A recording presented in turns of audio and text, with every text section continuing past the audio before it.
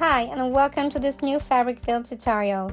Today we're going to make this reversible waistcoat with quilted fabric.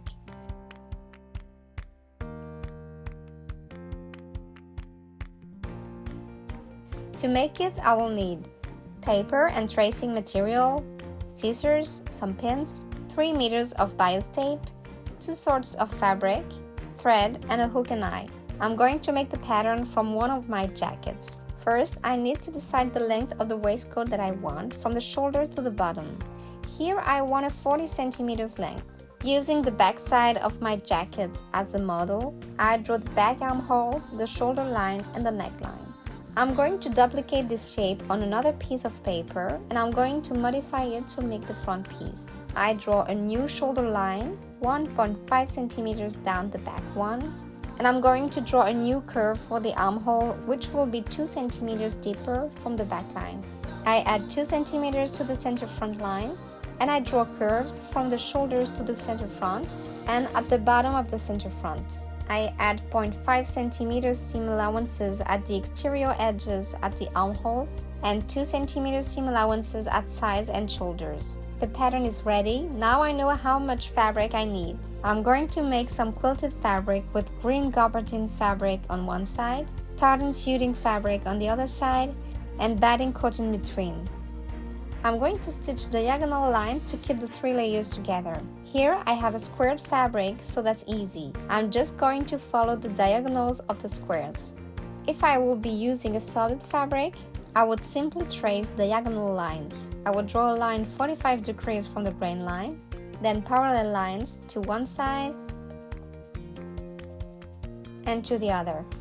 Now I lay the 3 layers of fabric. I pin, and using a basting thread, I'm going to stitch 3 lines to keep the 3 layers together. And I'm going to machine stitch along the diagonal lines.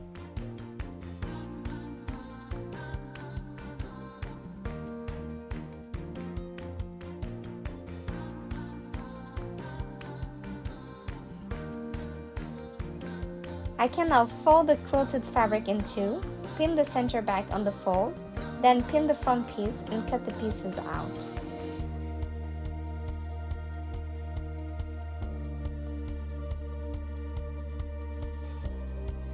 I lay the front pieces on the back piece and I'm going to pin the shoulders and the sides and I stitch.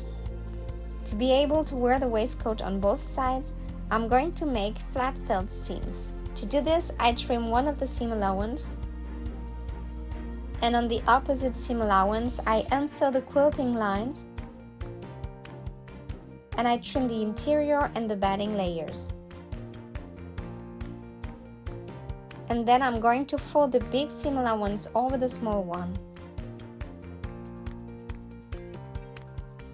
I pin,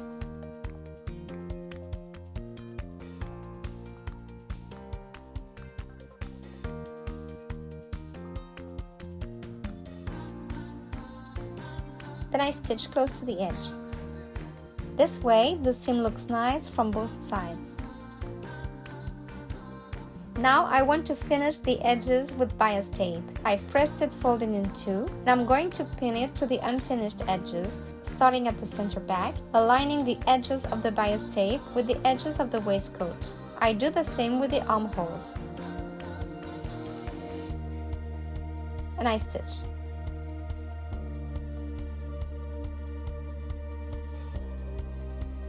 I trim the seam allowances. Then I turn the tape to the other side of the waistcoat. I pin it and I stitch close to the folded edge. Lastly, I hand stitch a hook and eye at the center front.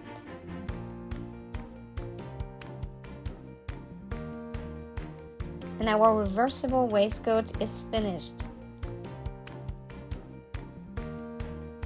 Thanks for watching.